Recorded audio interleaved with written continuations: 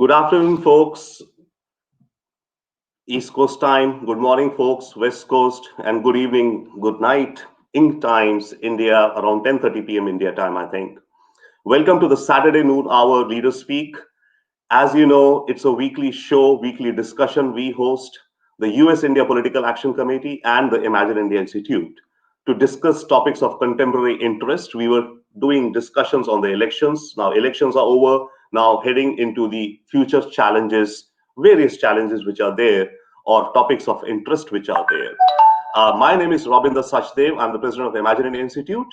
And it's my pleasure to welcome a fantastic panel. All of us on this panel, not us, all the panelists are doctors and with expertise in different areas. And I think we would love to hear from them. The topic for today, as you guys know, is what next for healthcare, the perils and promises as we go into the year 2021, especially in the context of the COVID-19 pandemic.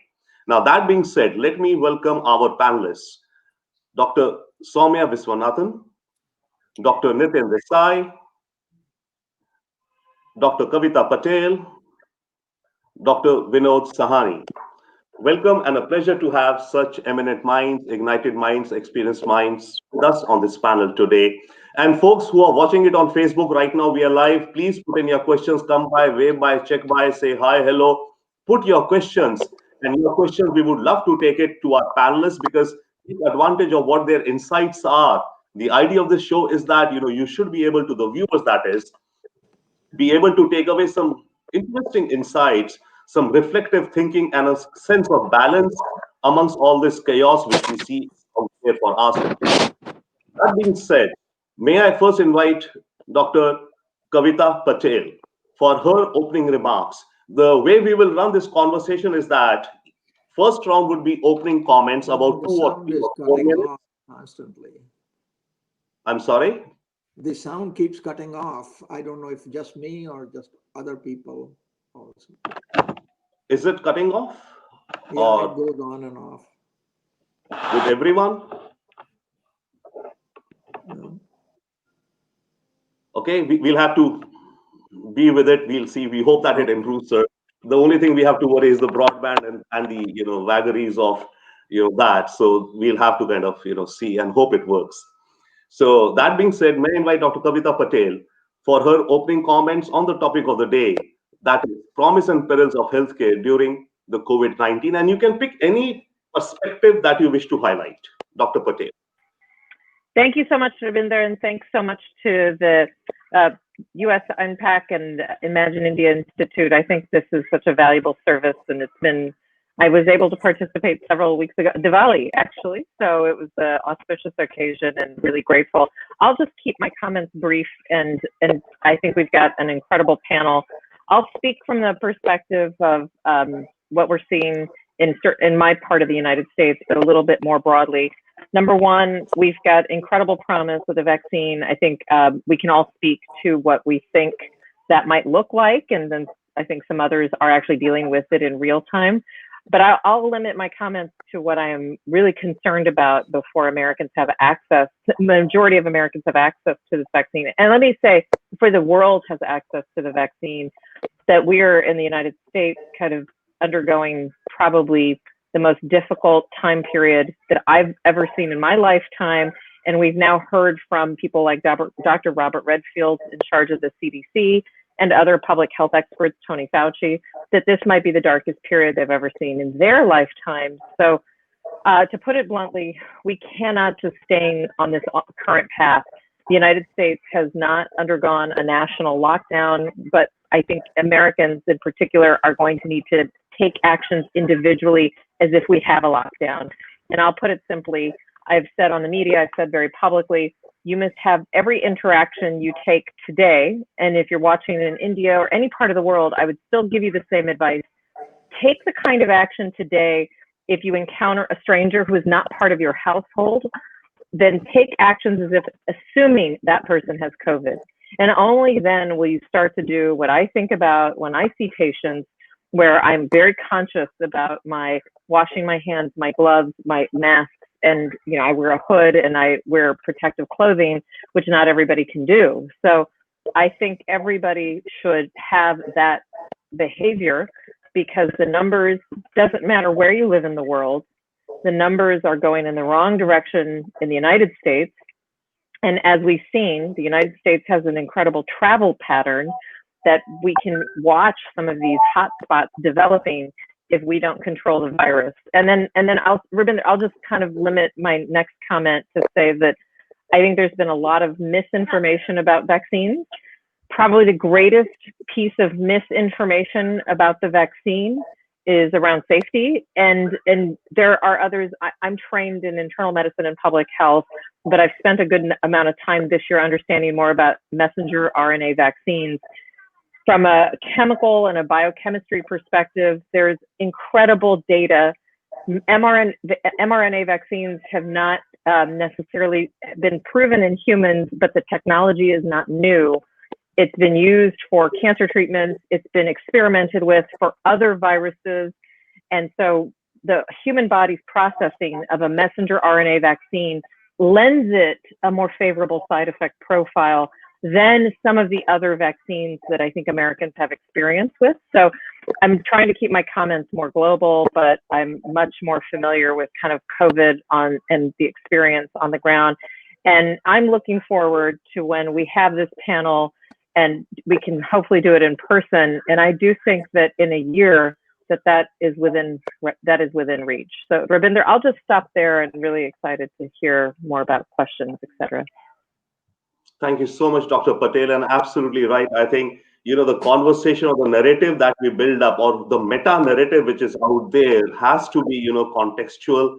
And of course, I mean, each nation is, struggling or grappling, but it's the global picture also. So some of the points you raised are absolutely, I think, on the mark. And as we get deeper into it, and you are coming, I guess, more from the policy side, so we look to gain more from you on that perspective also. Thank you so much.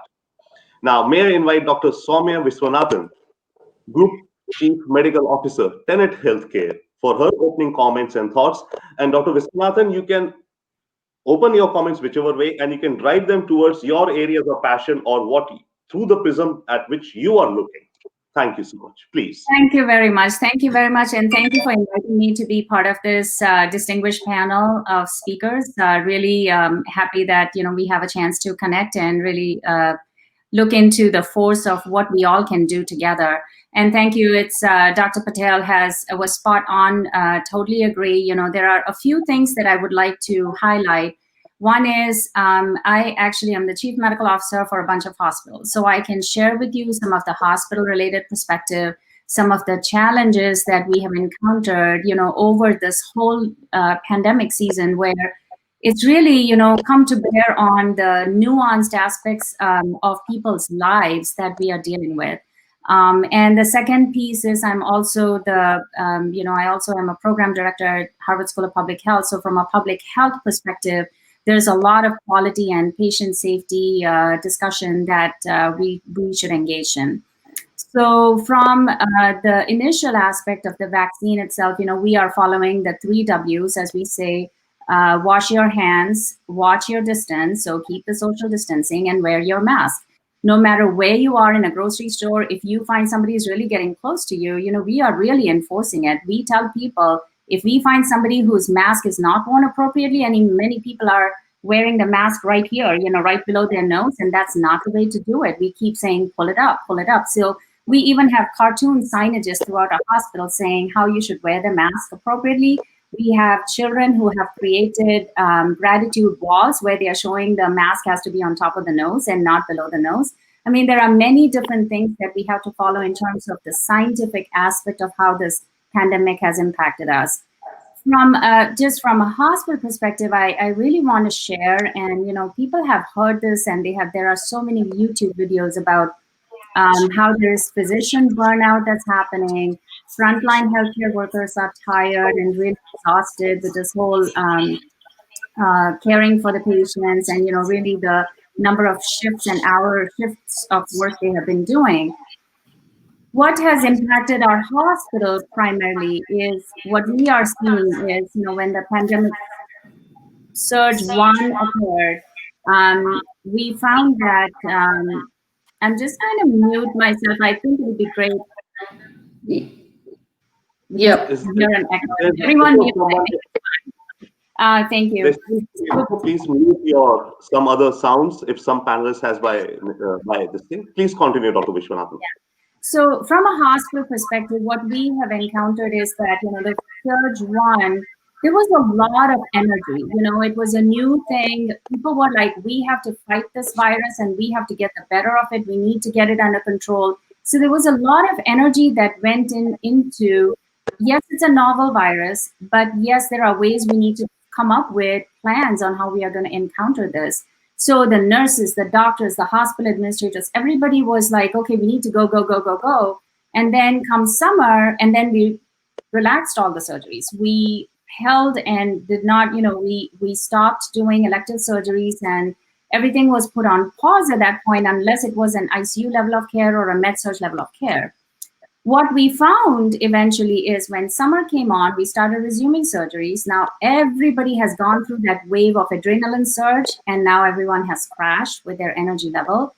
So they were like, okay, we'll resume surgeries, we'll resume all the electives, we are going to take it slowly, we are moving forward, but the energy level has crashed. So when the COVID surge 2 wave is hitting us, we're finding people are dropping off like flies. We have more viruses. I'm in Massachusetts. We have more viruses. Now the flu has set in and other viruses are rearing their ugly head. So we have physicians, we have nurses who are dropping off like flies, and we haven't really stopped any surgeries at this point. But, we are gearing up to see how we are going to manage the entire hospital, take care of all the patients as surge 2 is hitting, and we have an exhausted crew. Exhausted physically and emotionally, which is the third point that I wanted to make, is the emotional well-being of all healthcare workers, because that is a huge undertaking by itself. Is as people are starting to, we were already talking about physician burnout in the past, and now with the virus hitting us, I think, this whole thing about there are nurses who are crying because they have to go home and take care of their elementary school children who now have to learn how to do remote schooling. And the parents have to take over the remote learning and remote schooling, educate their children on how to do it. So this pandemic has taught a lot of things for us, how technology can bridge the gap, but it's also asking all of us to learn several new skills. And we all have to gear up to learn a lot of new skills together. And with that, I'm just going to pause and let other speakers share their thoughts. And thank you so much for including us again. Thank you, Robinder. Thank you so much, Dr. Vishwanathan. Yeah, absolutely. Yes. I think the topic of the day is also the stress which the healthcare system is, facing or undergoing through, and how it's adapting. And as you said that, fatigue sets in, and, the performances suffer. Not only performances, the well-being of the healthcare workers itself suffers. And the last point which you made, the emotional strength, the mental stress. But there have been a lot of learnings also. However, we'll see as panel progresses. We'll all, amongst us as panelists, also would learn, I would think, or exchange. It's about cross-pollination of ideas and sharing of knowledge. Thank you so much, Dr. Vishwanathan. Now may I invite Dr. Nitin Desai, President and Chief Medical Officer at HealthWiz Incorporated. Dr. Desai, your opening thoughts, your comments, holistic, integrated, whichever way you want to slice. Thank you, Robinder, so much, and thank you for having me here. And great to be in the company of very good panel. Seems like here. I come from a background of an internal medicine physician, 24 years in practice in North Carolina. I also call myself as a reformed orthopedic surgeon back from India, and then sort of became an internist here for various reasons. Also involved in a local hospital in a leadership position. Also have a very keen interest in internet and technology based on software as a solution. Couple of highlights in my mind about the COVID pandemic. We have not seen in our generation a disruption that COVID has brought in. That is an understatement. And the first question that everybody asks me or my family asks me is, how long is this going to last? Is COVID going to get over this season? It is going to be 2 years, 5 years. There are some intelligent heads, for example, at McKinsey. It'll depend on effectiveness of vaccination, administration, efficacy of vaccination. I think that is going to be a critical element. how long COVID pandemic will continue. There are other thoughts as to COVID is just one of the pandemics, or what about any other future infectious disease and pandemics that we may have to encounter? Is there any preparedness as a government or as a public or as a public health agency? If US is an example, so far we have not done a great job. Hopefully we'll do a better job of handling this public emergency or public health crisis. In my mind, if you're familiar, and I'm sure all of you are, with the Swiss cheese model of how an accident occurs. So if you call COVID pandemic an accident, there are multiple holes, and the holes can line up, and the pandemic can continue without an effective control. What are the holes in COVID pandemic that we need to fill? Is it safety in terms of individuals volunteering themselves if they have symptoms or if they are positive for COVID? You hear in news about individuals who are COVID positive and are traveling and are getting arrested at the airport, or people who are just making up their symptoms or COVID infection or lab result status. So there is an individual responsibility that needs to be fulfilled. There is also a public health, corporate, business responsibility that needs to be fulfilled, because we are individuals, we also work, and we are out in the community as well. So what measures are going to be effective in controlling this pandemic will rest on, I think, a culture of safety amongst individuals and employers, including hospitals and public health. So with that, I'll conclude my remarks, and happy to be here. Thank you. Thank you so much, Dr. Desai. Before I proceed ahead, let me also introduce and welcome Dr. Abha Agarwal, one of our panelists, along with the other distinguished personalities we have. Welcome, Dr. Agarwal. Thank you so much, Dr. Desai. Yeah, absolutely. It's the culture, the behavioral aspects, which are hugely also surprisingly, and culture is difficult, no, always. That being said, may I now welcome Dr. Vinod Sahani, a distinguished professor from Northeastern University. Sir, yours opening thoughts on the topic regarding this pandemic. How do you see the healthcare system going ahead into the year 2021? You may please look at it and share your views from any prism of your interest and choice. Sure. First, I'm not a physician, but I have worked in senior management position both at Henry Ford Health System and Blue Cross Blue Shield of Massachusetts. So my background is much more from management perspective. I have also served on 7 different hospital boards, and I'm currently on the board of Harvard Vanguard Atrius Health System for last 10 years in Massachusetts. So this pandemic has really played a havoc with the health system that most people do not realize. So let me just give you an example. So Harvard Vanguard Atrius Health is one of the largest independent physician group in United States, but in Massachusetts for sure. But the minute the pandemic started, all the elective work was suspended, and now we had to deal with it. We had to deal with financial situation, and the thing we had to do was lay off a lot of people, nurses, and even put physicians on reduced payment. So once the pandemic started slowing down in mid-June and July, we started calling these people back to work. The problem you find is that people who are nurse assistants and nurses cannot come back to work because they have children at home and there is no school, or they have remote school and they really have to manage this somehow between their husband and working. And so the impact of this has been tremendous. So once the pandemic started in March, April, we had to go to remote work with patients.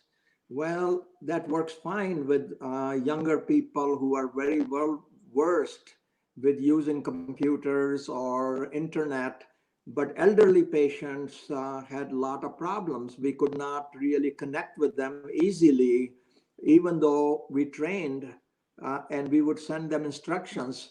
But once they open something, it may not connect. And now we had a different problem in terms of how do we really guide our physicians to work with elderly patients and patients who have a lot of other issues, psychological and also maybe memory loss and others. So I think the impact of this has been tremendous in terms of financial situation. And as Dr. Swaminathan mentioned, already the burnout among physicians has been well documented. And now this is an additional pressure on physicians and nurses in terms of keeping safe, but also extra workload in terms of managing their patient panel. I do not personally think that this problem is going to go away very fast. And I'll just mention 2 or 3 reasons. One, the problems are worse at the lower end of economic status of people.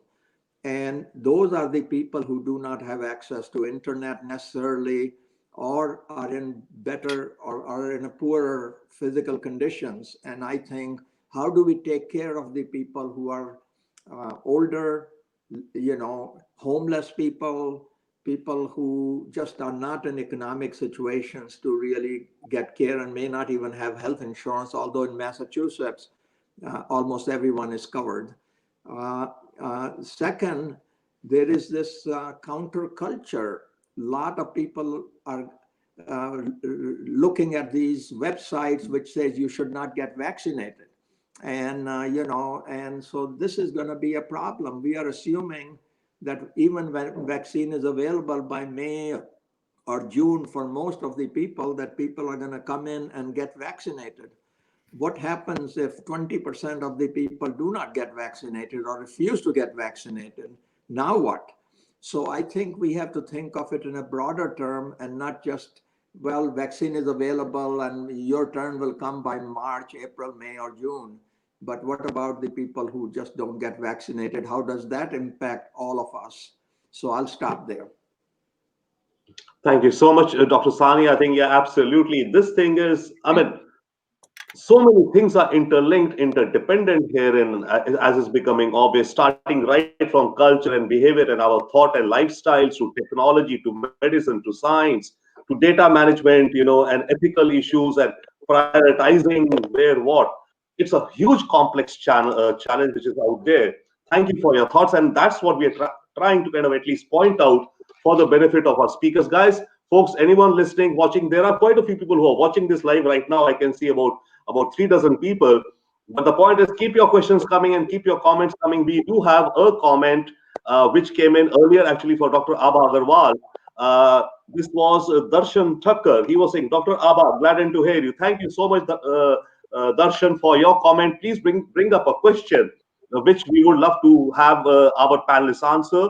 We also have a comment from Vikram Chauhan. Vikram is co-founder of the US India Political Action Committee. Vikram, thanks for watching by, coming by.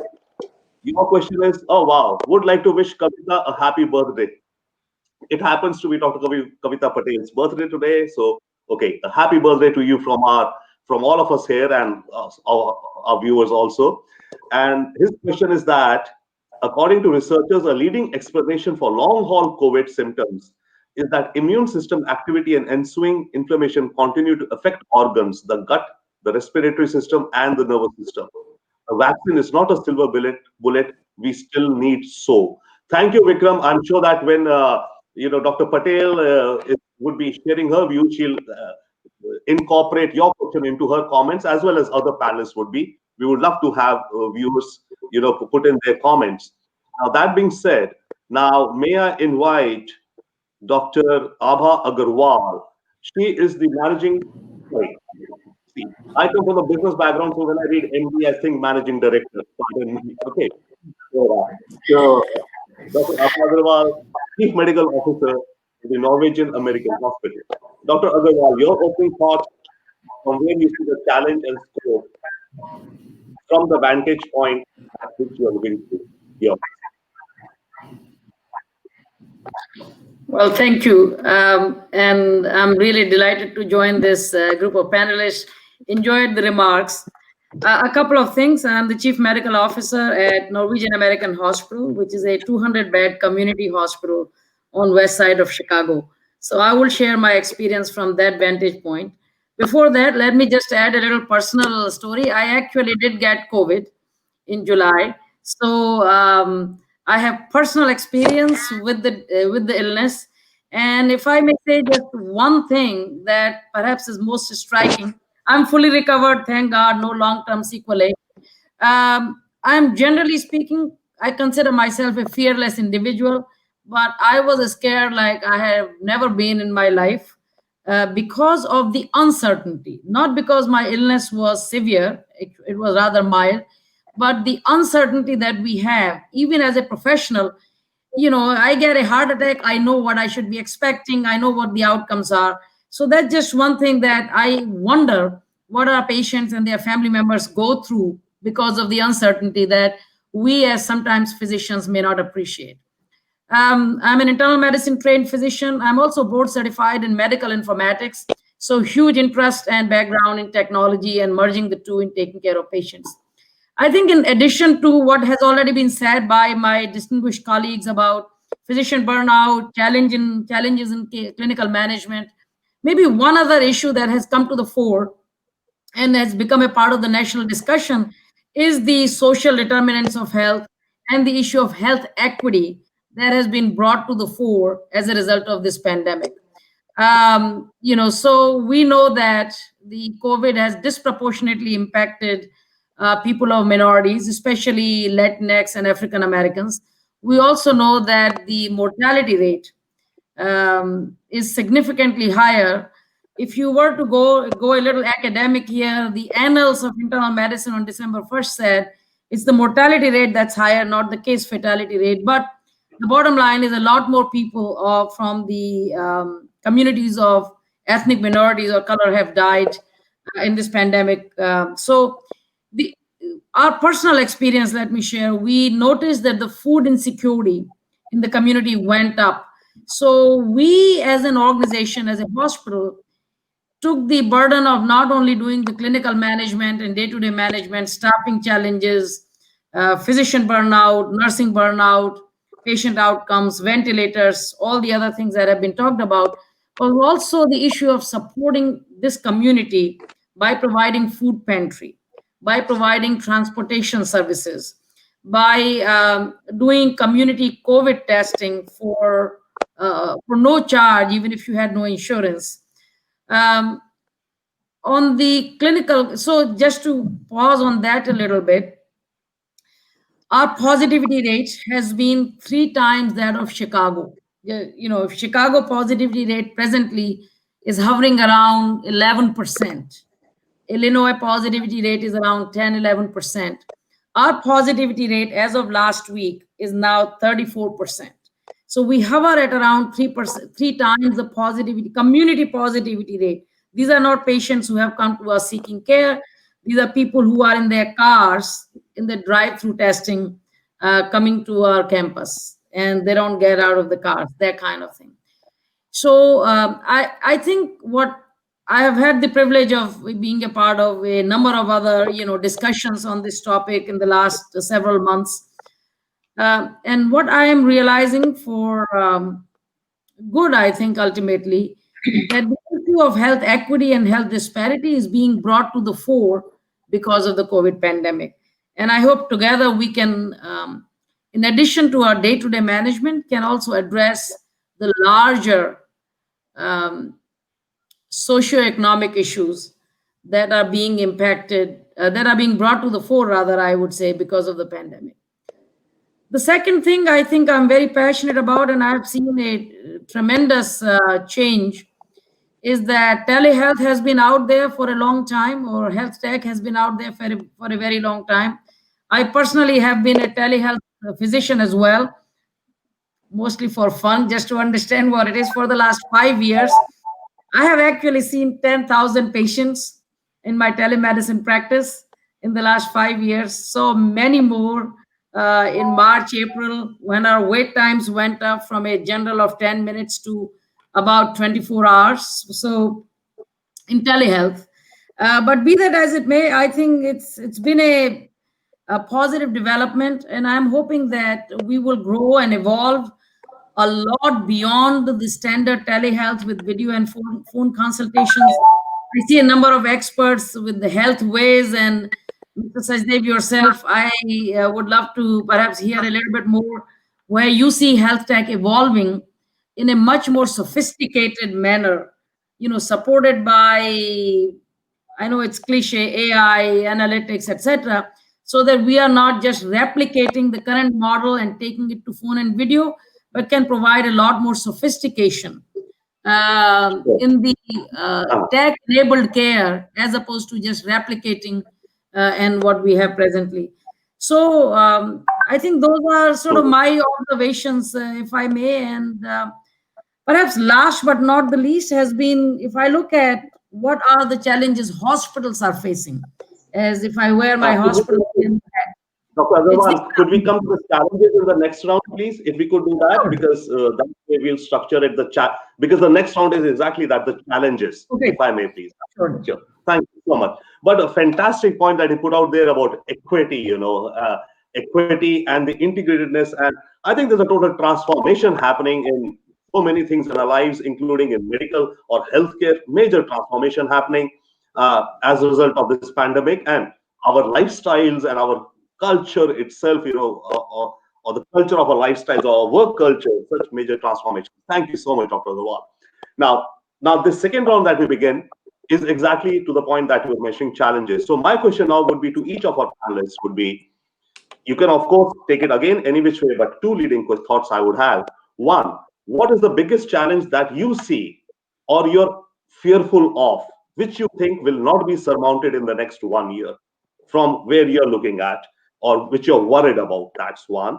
And second is that, what is the one area where you're very positive and hopeful about some solution emerging within your sphere of work that you're looking at? So one is a challenge about which you're worried, and the other is what positivity, not from the medical science perspective, but what positivity of the mindset do you see, and you're hopeful, and you yourself are driving that change, because your personal experiences, what you're driving would, I think, add a lot more meaning to the audiences. And folks, whosoever is listening, please keep the questions coming by, your thoughts and comments. We did have another question or a comment from Darshan Thakkar, who was mentioning that science and technology has failed to find a resolution for the pandemic. Thank you, Darshan, for your thoughts and comments.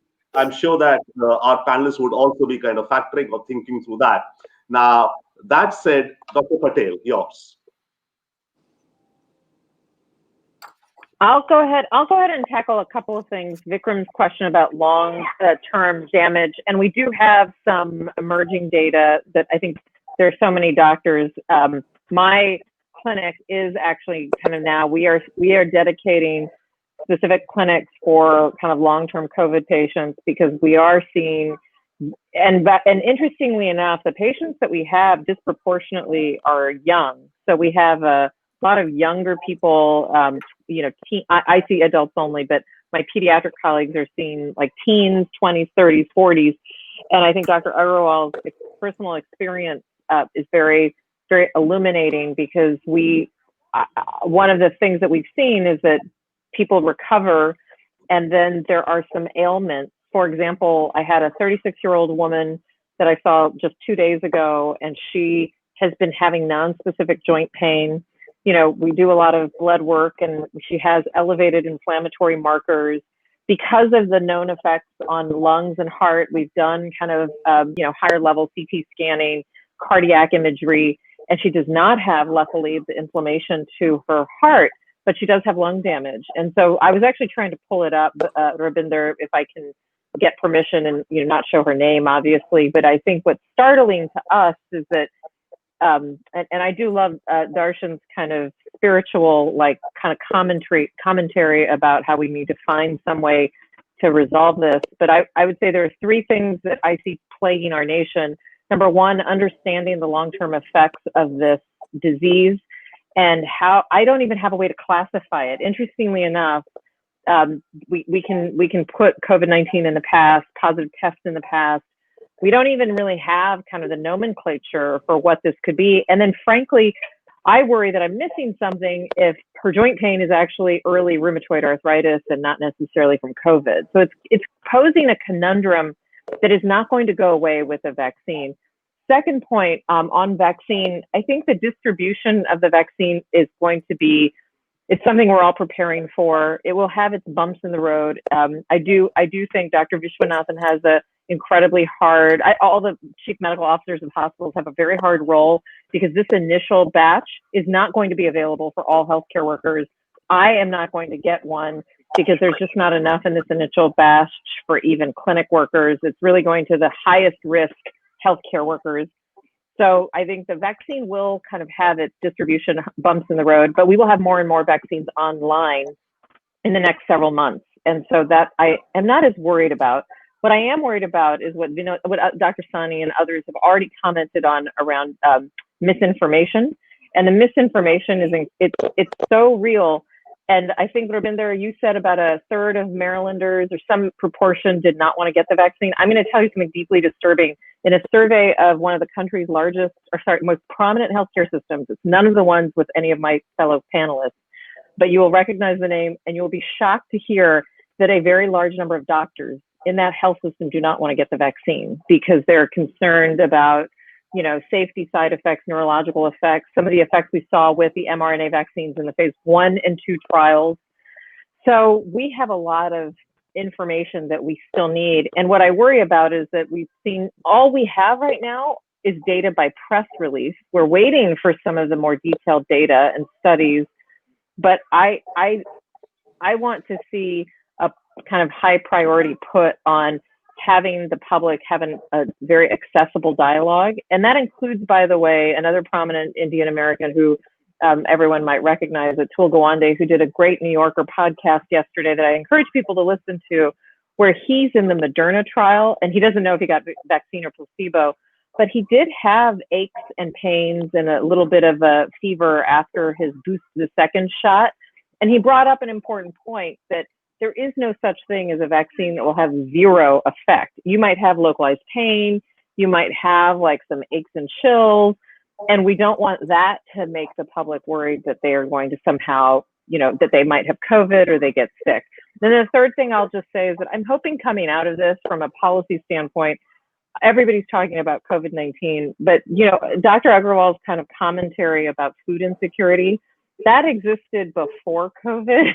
and what she did to start a food pantry inside the hospital, there are some very basic fundamentals about our healthcare system that have to be fixed. Like there is no way that we can vaccinate the world, call it a day and say we've won, if we do not take a very hard look at how we need to improve the healthcare system. There is a reason that 1 in 4 children are going, when we have children who are hungry, children in India, children in the United States, more than what we already had before, it's time to take a look at what we're doing wrong. And I can't find a better group of people to fix that than the group of people, that are watching, that are listening, that are my fellow panelists. So that's my big plug, that we need to start now identifying the ways to repair the system that was clearly broken when we started.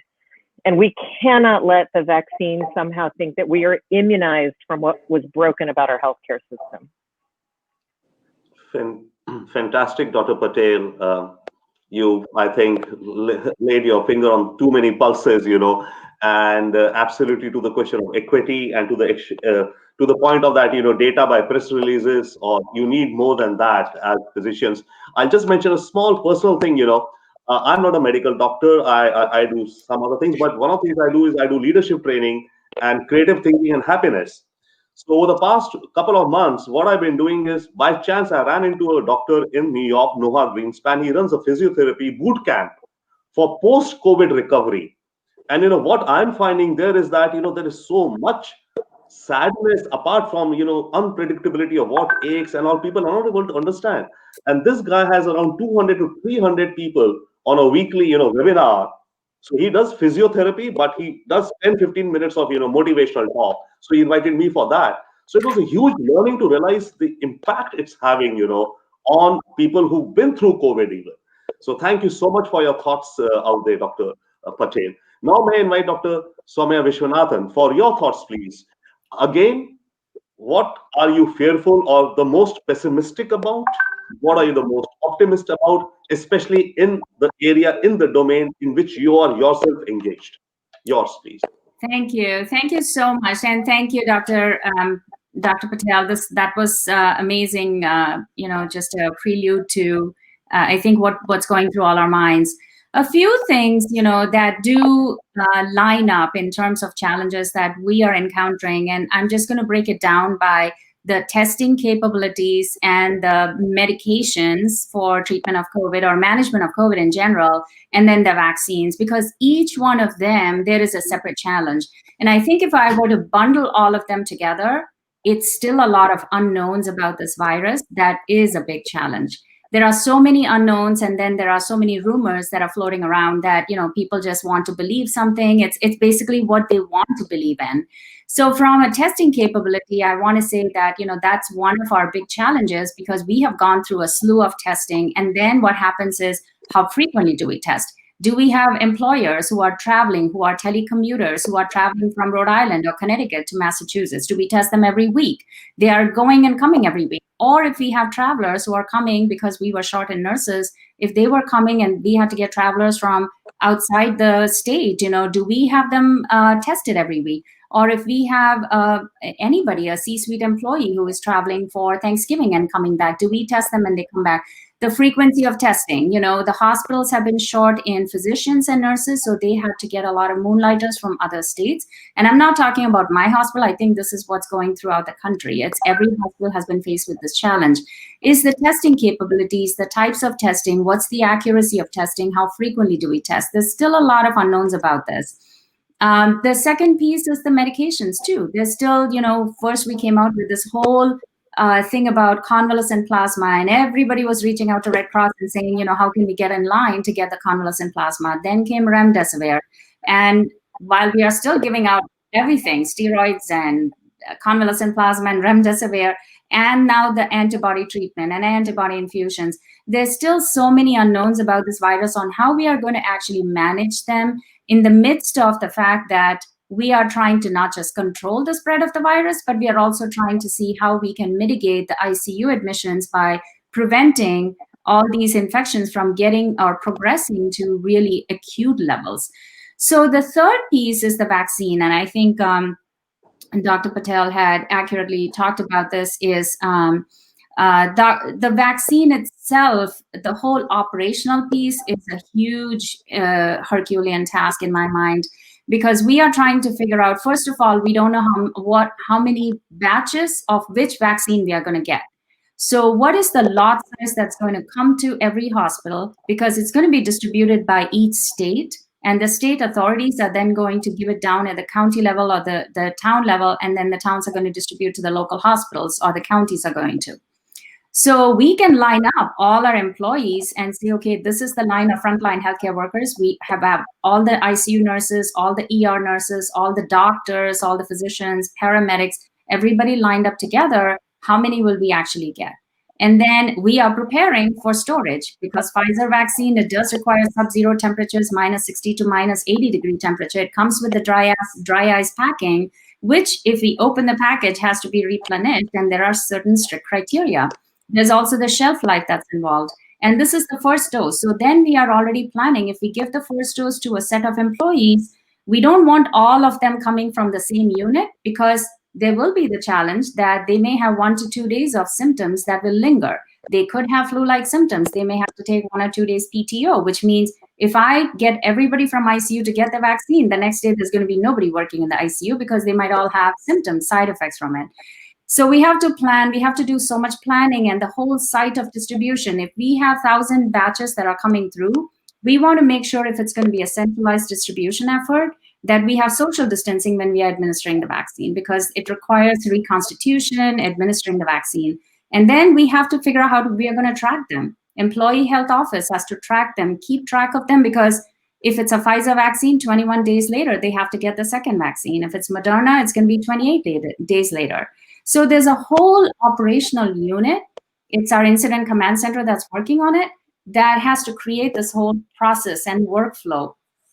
And the second piece to this of the vaccine challenge is this whole divide that we have found. There is a group of people who are like raising their hands and saying, I want to be the first one to get the vaccine. And then we have another group that's saying, well, I'm a frontline healthcare worker, but I do not want the vaccine. I want to go 6 months later when the vaccine has been tested and trialed out. And I want to see how my colleagues are facing and how they are doing. So we may have a group of people, and while it's not a mandate, we may have a group of people within our own hospitals where there may be a group of people who are vaccinated and there may be a group of people who are not vaccinated.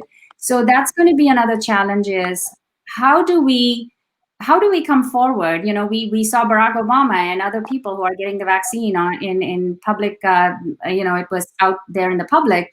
How are we going to encourage people to get the vaccine and showcase the efficacy, but also the safety of the vaccine?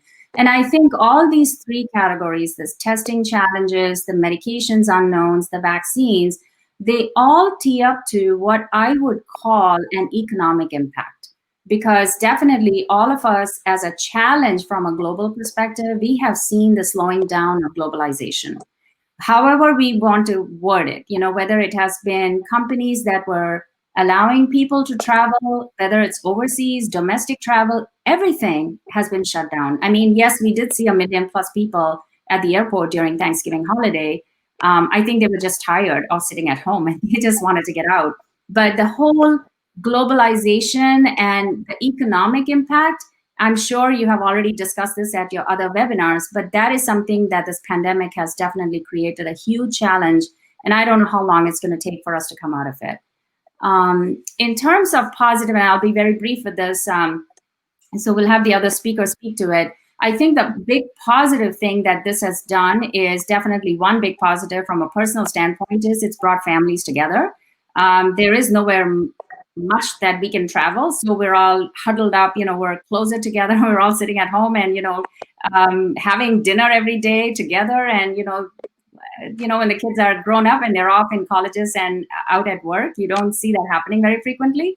So I think that's one positive, but the bigger positive thing from a global perspective is the acceleration of technology in healthcare. I think healthcare was definitely slow in adoption of technology, whether it was electronic health records or it was even revenue cycle management. You know, all that was definitely slower than other industries we had seen. The acceleration of adoption of telemedicine, data analytics companies are sprouting, and just the adoption from even the healthcare workers to look at technology and say, okay, I'm going to use Zoom or I'm going to use a telehealth platform to connect with my patients. And the patients in the ICU who wanted to, when we had visitor restrictions, they wanted to connect with their own family members because they were not feeling great and we were not allowing visitors in the ICU for a short period of time during Surge 1. It was iPad use, iPad and FaceTime and connecting them with technology. We have seen huge acceleration in telemedicine and telehealth, and I think that's a big positive that has come out from this pandemic. And thank you for giving me this opportunity for a few more extra minutes. Oh, sure, absolutely. It's welcome. I mean, the idea is that, you know, reflective thinking and conversation and the train of thought continue, you know, it's not so, because that's what kind of, you know, makes for substance in the discussion that we're having. Thank you so much for your thoughts. Now, yeah, we've been having some comments. Some folks, please put in your comments and your questions if you have.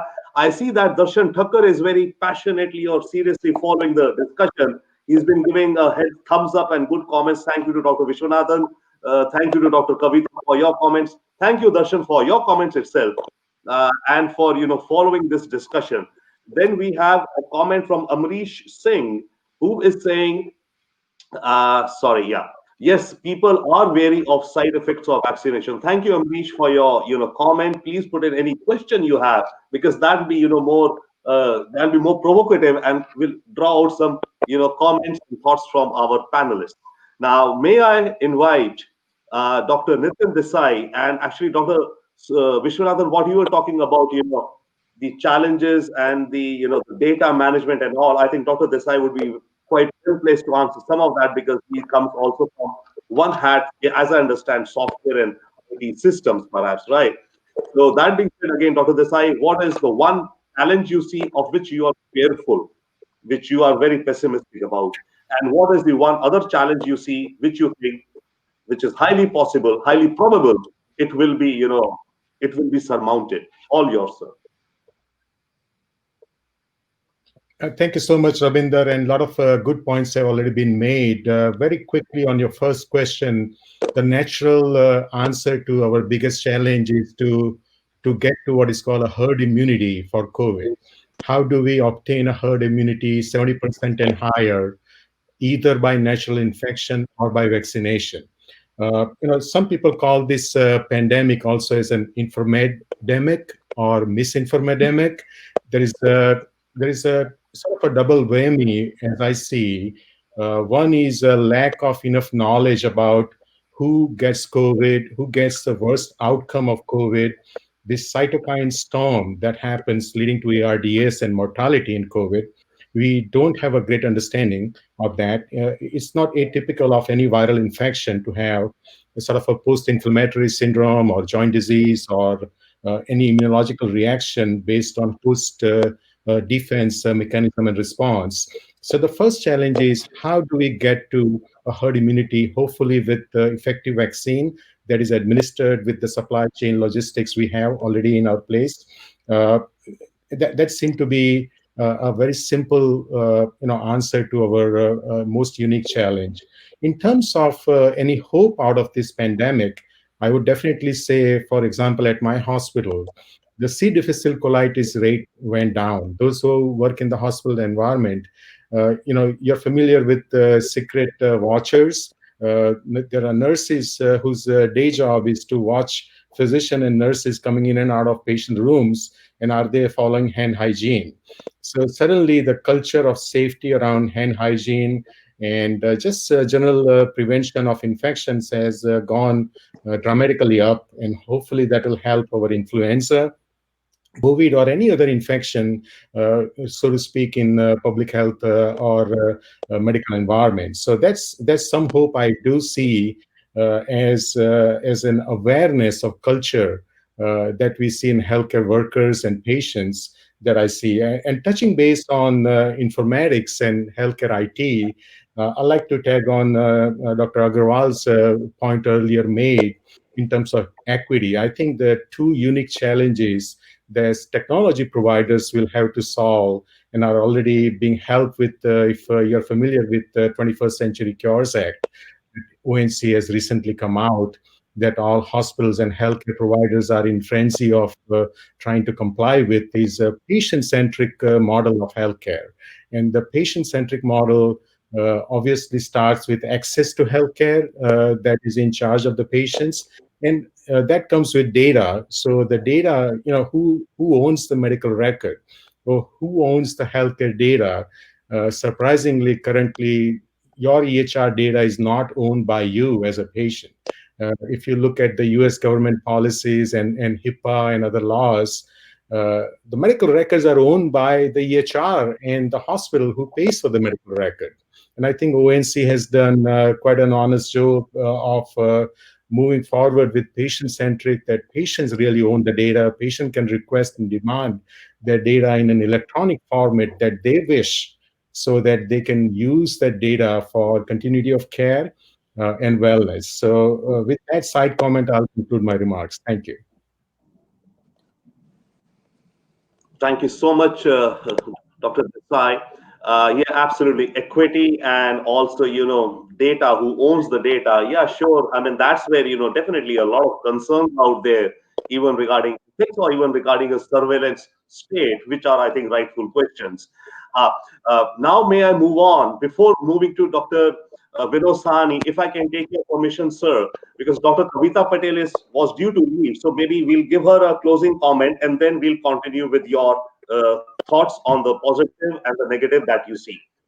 So with your permission, sir, Dr. Kavita Patel, your closing comments as you have to leave, I understand. Thank you. Sorry, and I apologize. I'm such a big fan of this group that it actually tears me away to leave. But I want to offer my only closing comment is that I don't think that we should look to big government of any kind to find some of these solutions. I think the solutions, I agree completely, Dr. Desai, that you have nailed. We should actually find a way to facilitate technology to be part of the solution. There is already communication about how to have better coordination for the first and second vaccinations, because all the manufacturers, with the exception of Johnson & Johnson, are a 2-shot vaccine. So, we are going to be asking people to tell us which manufacturer did their first shot. There's already CDC is going to give people a card. People lose things. I lose things all the time. We need to have technology this is an opportunity to kind of engage true interoperability, because we have never had it in the United States, to be honest. So maybe, like the way COVID allowed for telehealth to really receive support, we can allow for technology to also allow for support. And that involves having truth in media and truth in technology. So how do we have messages that tell people the truth? Vaccines can have some side effects. We don't want to sugarcoat it, but we also want to be clear that the risk of those side effects compared to the risks from COVID are incredibly different. So anyway, I think that USINPAC put some incredible panels together, and look forward to participating in the future, Robinder. Thank you. Thank you so much, Dr. Patel. It's you who make the panel. We just are the platform. We thank you for your time, everyone who comes in. Thank you, Dr. Patel. Have a good day. Now, back to Dr. Vinod Sani. Sir, I think you would be in a very interesting position given your, where you come from, the interdisciplinary area, and not necessarily a physician background. So how do you see this conversation which has been developing between our colleagues so far? And based upon this and on your own insights, what do you see one challenge ahead which you think will be difficult to surmount, and one challenge ahead which you think has a high degree of being surmounted?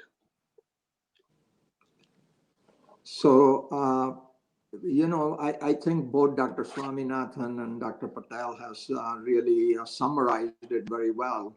As far as the positive thing, I see the new administration willing to rely on scientists, physicians, expertise to really see what needs to be done, as opposed to shooting from the hip. So I think that's very positive.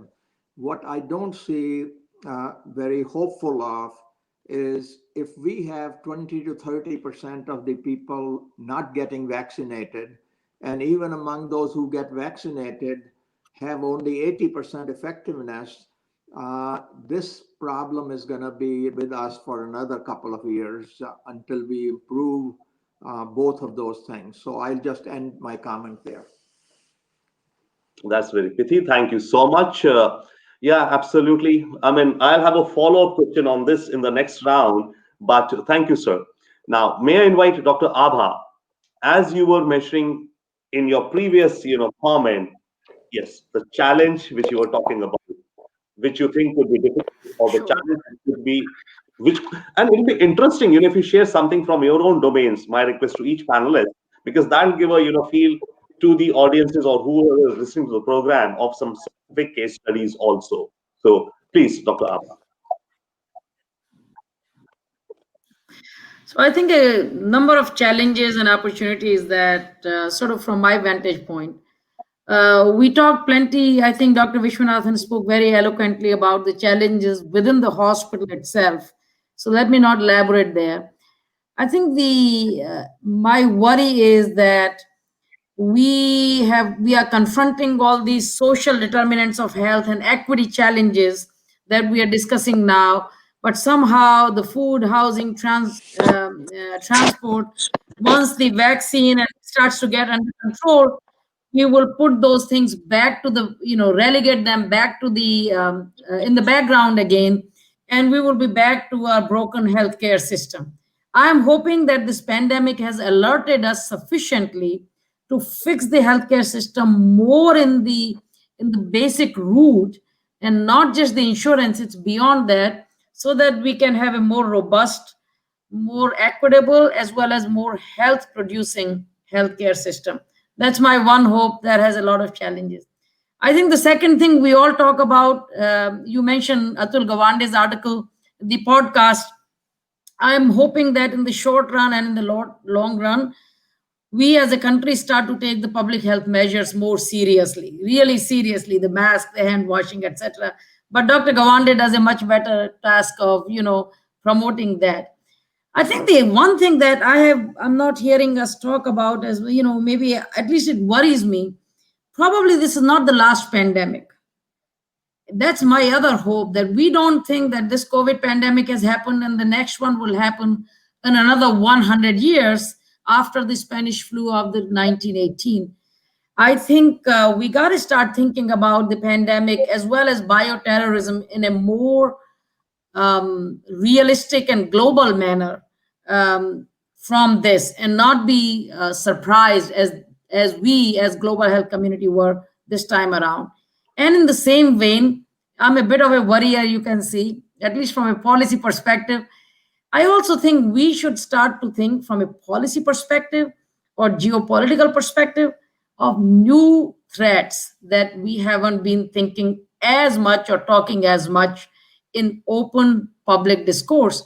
It's other pandemics, it's cybersecurity. Closer to home, there are many New York Times articles, other news articles, that ransomware and malware are increasingly attacking hospitals and healthcare systems. We know that a significant large system in Vermont was shut down for 10 days, and then they just restored access to their electronic health record after 1 month of it being out because of a malware or a ransomware attack, I believe. We can't afford to have all this technology be in place, think great about it, that we are ready to take care of our patients, of our communities, and then not be prepared in a very serious manner on the security threats. The more security we put in, the more incentive we are providing to the hackers to hack it and hold us hostage. So those are the things that are on my mind: another pandemic, cybersecurity, public health, and of course, managing day-to-day hospital operations. Awesome. Thank you so much, Dr. Agarwal. Yeah, you raised absolutely. I mean, yeah, of course, when we are, I mean, all of this is being interconnected. The data is out there, and you got Internet of Things and machine languages, and I mean, all of that. When things are moving on AI and stuff like that, absolutely is the potential to create mischief, and more than mischief, is huge, huge, huge. Now, for all organizations, but more so definitely for something as important as institutions which handle life, essentially. Thank you so much for your thoughts. If I may say just one point, let me paint a scenario which is not so hypothetical. All our IV pumps are smart IV pumps now, right? And what if somebody found a hack, even slightly remotely, because they are all on Wi-Fi network, and they increase the patient's insulin drip by 100 times just by the click of a button, or they increase the patient's potassium drip by 10 times by the hack of a button? That's instant death. What if I found a way to disable all the cardiac monitors in a hospital? What we are seeing right now is taking my system hostage. Even that's less of a worry. What if somebody suddenly disabled all the cardiac monitors, suddenly disabled all the ventilators in my hospital, or in a bigger system like Tenet, which is going to be even more lives at stake? I just think that as we are implementing all this rapid technology, they are very, very smart entrepreneurs, companies out there. They can keep pace with keeping us secure. I think, Dr. Agrawal, if I may jump in, a very quick comment on security in data. As we are very aware, we are very vulnerable. It takes one equipment, one socket somewhere, to somebody to plug in a device and open up the entire health system and EHR for a cybersecurity attack. And I think it's an old saying back home, it's the thief against the police, and thief is always a step ahead of the police kind of a scenario here. Despite complete technological transformation in healthcare data, our vulnerability is totally out there. And there is quite a bit of piece of education and culture of safety that needs to occur. Working at the hospital, you will see physicians leaving their desktop with their signed in EHR and they just walk away and go wherever they need to go, and next person comes in and finds that another physician was signed in there. That's a common scenario. So there is an element of education and responsibility for all users, including clinical physicians, nurses, and others, to help the technology teams at the hospital. And then, unlike anybody on the panel, we all sit on different committees and see the pains of our IT team in terms of security management. So that is a huge threat. And these people are not necessarily out there trying to kill our patients, but they want their bitcoins and money, and they're just coming up with the security challenges.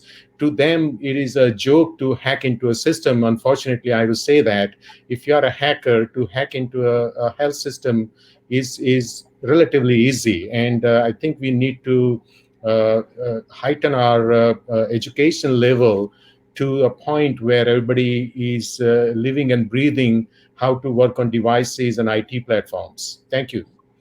Thank you so much, Dr. Desai. And in fact, this is a comment from one of the viewers, Amrish Singh, who's also referring that his take is that the current crisis is a policy paralysis. We don't have robust data protection technology. Health data is at risk. Thank you, Amrish. I think that's what exactly the panel has been mentioning and highlighting. Now, may I invite Dr. Soumya Viswanathan for your thoughts. Now we are moving maybe to the penultimate round, and then we'll have one closing round, if it's okay with your times, please. Thank you. Yes, it is. Dr. Sure, pleasure, Doctor. Dr. Viswanathan, now, as we move into this round, of course, you can reflect and comment on any of the conversation which is developing so far. In addition to it, I would also request you to maybe highlight one particular area on which you yourself are working right now to set some of the things correct or improve some of the things which have been mentioned in this discussion or even otherwise. Yours, please. So one of the key areas that we are working on is basically throughput. And again, come from a hospital perspective, it's basically managing throughput is what hospitals are constantly struggling with.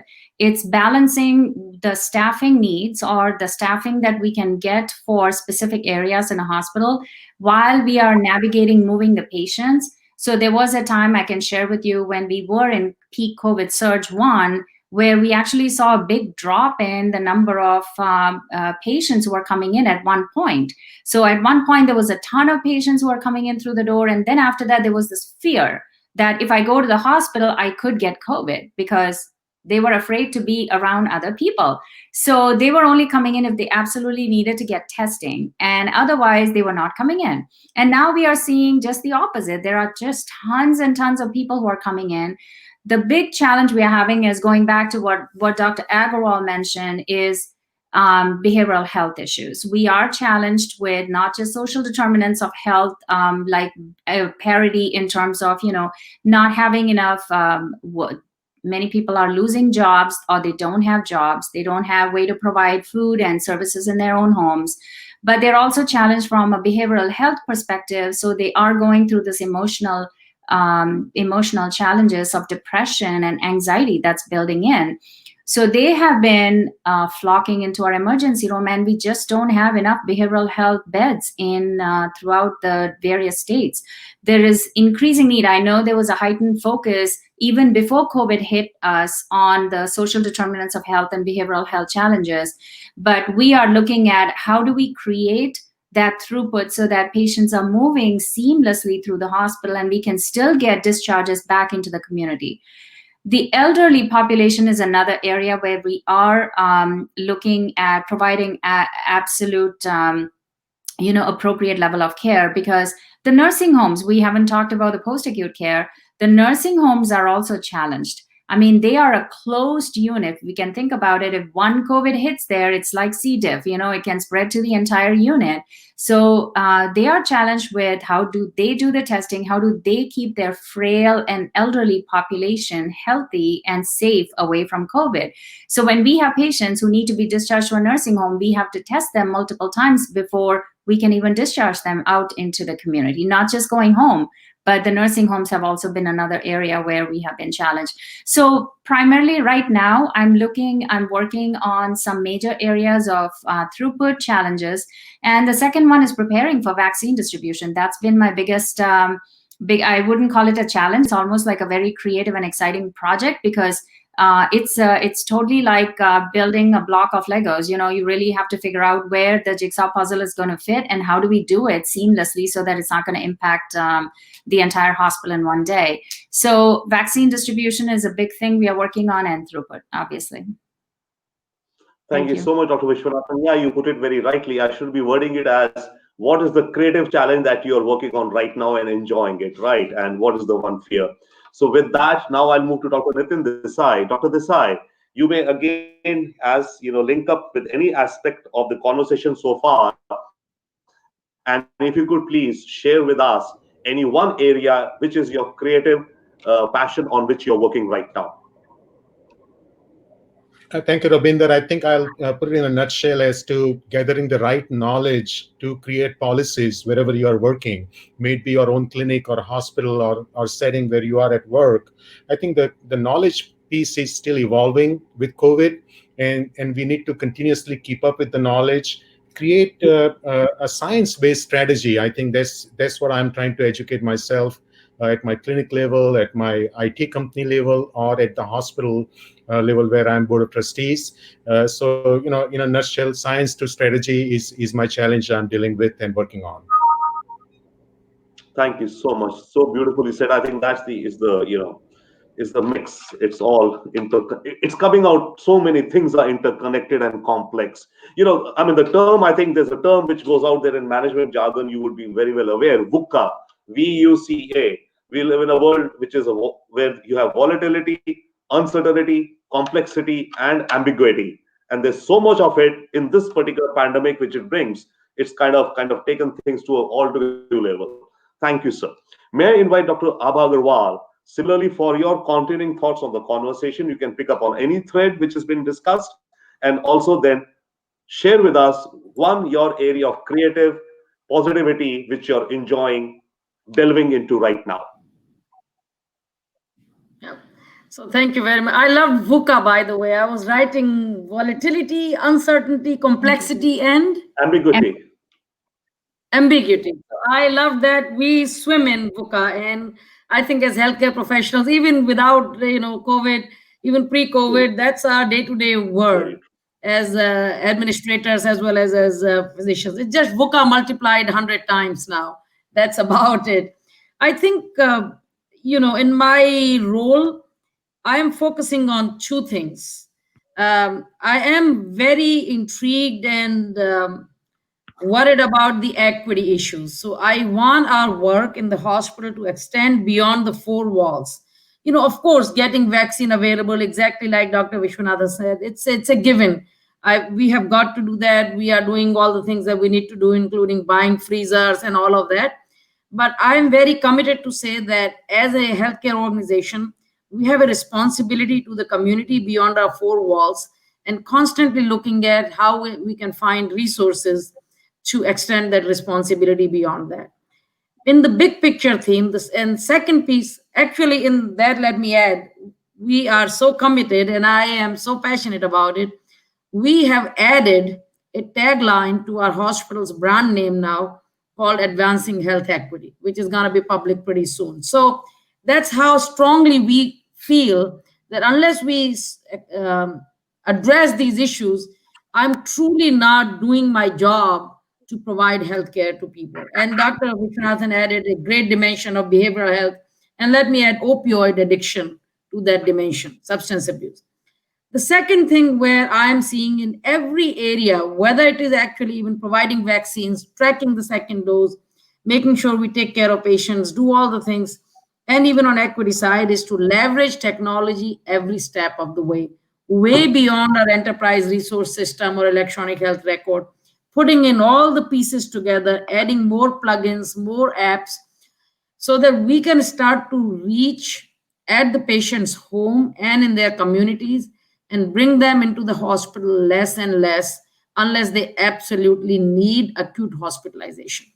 It's a tall order. There are many pieces to it, but I want us to move our organization to move in that direction so that we can truly start to let patients be in a healthier, more intimate, family-based environment in their communities and home, as opposed to being with us where it is impersonal and not, potentially risky.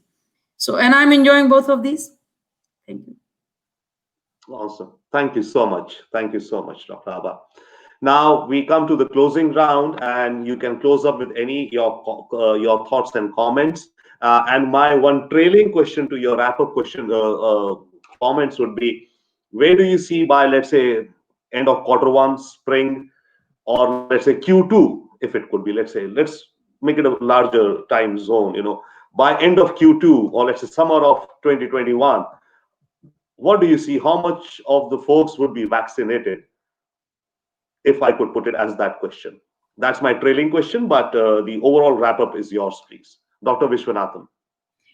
So I'll try to answer the second question first. It's around the vaccine, what percentage of population is going to be vaccinated. I think, honestly, I don't think we can respond with any degree of accuracy on that, just because we don't know how the first stage vaccine 1A and 1B is going to roll out. I mean, we kind of know how many vaccines are probably going to be shipped out to different places, and the general population, and how that vaccination, the first wave of vaccination will occur. But I think what's the real test is going to be how that first population that's going to be vaccinated responds to the vaccine, so that the next batch, which is the general population, whether it's going to be out in the community, the school teachers and people who are all in the community folks, and if they will get vaccinated. I think everybody is waiting to see. So probably if we have the same webinar, maybe a month, 2 months later, we may have a better sense of, will most of the population get vaccinated by the summer? I think both Pfizer, Moderna, as well as AstraZeneca, Janssen, they're all really gearing to see how much of vaccination lots can be distributed to all of the facilities in the next 2 to 3 months. But it depends on the adoption rate, just like anything else. It's how much of this is going to be adopted by the community folks, and what level of comfort do they have to adopt it is going to depend on the first wave and how people are responding to it. I think in terms of the second piece, just as closing comments, I want to say that, like I had mentioned, there has been an acceleration in adoption of technology in healthcare. American Well, which has been one of the biggest telehealth platforms around, has been around for so many years. And it wasn't until we actually were hitting the pandemic that they just skyrocketed. Whether it's American Well, or you take MD Live, or you take any of the telehealth platforms that are out there, there is PlushCare, there's just a whole host of new ones that have come up. And they are all looking to providing optimal care for the general population without really having patients to commute long distances. I think it is not so much an issue in densely populated states, but where we have sparsely, where I know that I have friends in New Mexico who are in a hospital setting, they have a clinic, and they say sometimes patients have to travel 30 miles to just come and see them in the clinic. I mean, these are the situations where we want to make sure that every single human being who's out there, we are able to reach them with technology and guide them on what is optimal health for them. I have done a lot of integrated care. I have run the ACO at Dartmouth Hitchcock, and I have done both hospital medicine as well as primary care. So I have seen the extension of how we need to connect with patients at all levels. And that bridge is starting to happen with telemedicine. And I'm hoping that the reimbursements will continue to stay the way they are, because that's going to be a huge challenge. I wouldn't call it a challenge. That's going to be the biggest stopping block, if anything. If physicians are going to be incentivized to continue to do telehealth and perform telehealth, they need to be reimbursed in the appropriate rates. And that started to happen with this pandemic. So thank you very much. Thank you so much, Dr. Vishwanathan. Yeah, absolutely is. There's been, I think, mind-boggling, quantum jump in technology overall, and especially in medical sciences. I think I do not come from the world of medical science, but one can sense it, one can see it. Innovations happening, startups, and all. A lot of. So there is, yes, a major jump coming in already there. Thank you so much for your thoughts. Now, may I invite Dr. Nitin Desai for your closing comments, sir, please. And also, once again, if you can speculate, if you would like to speculate around, toss around that by summer of next year, where would we be in terms of how many folks vaccinated, secured, sir? Thank you, Robinder. So, a couple of things. I think we are at a unique advantage in terms of time zone or how the viral pandemics flow, either it is a swine flu or MERS or SARS or COVID, Corona. And if you learn anything from the pandemic of 2020, though it's called COVID-19 for whatever reason, we have some learning to do from Asian countries like Korea and Japan. As Americans, we have sort of failed our government and ourselves in controlling the pandemic. That's obvious. It's at a cost of individual freedom. Where do you draw a line of social responsibility? And I think the predictions, I personally, individually do not have a prediction. You can look up models by McKinsey and the consultants and gurus. It ties into adoption of vaccination. I think the natural herd immunity is unlikely to happen with 10 to 15% of infection rate. And vaccination, to a large degree, 90% plus vaccination leading to 70% plus immunity based on vaccination will determine if Q1, Q2, we will have success in controlling the pandemic. I personally have a sort of a lukewarm outlook simply because of our American sort of a mindset. And our mindset is not matching what we have seen as a proof of control of pandemic, which is a good marriage of technology and public policy. I think our technology and public policy is falling behind control of pandemic simply because of either political influence in certain decisions for the pandemic, which soon is likely to change, or simply adoption of technology and knowledge into how we overcome public policy. And I'll conclude that. Thank you. Thank you so much, Dr. Desai. Absolutely, yes. As you said, a marriage of technology, public policy, and something which all panelists have touched in some ways, the culture or the behavioral culture, and which you also mentioned in some ways that some Asian countries have somehow dealt with it in a slightly different or a better way, maybe quote unquote. So, is there any element of that? So, I'm sure case studies and research would be done lots on these areas to figure out some learnings and knowledge.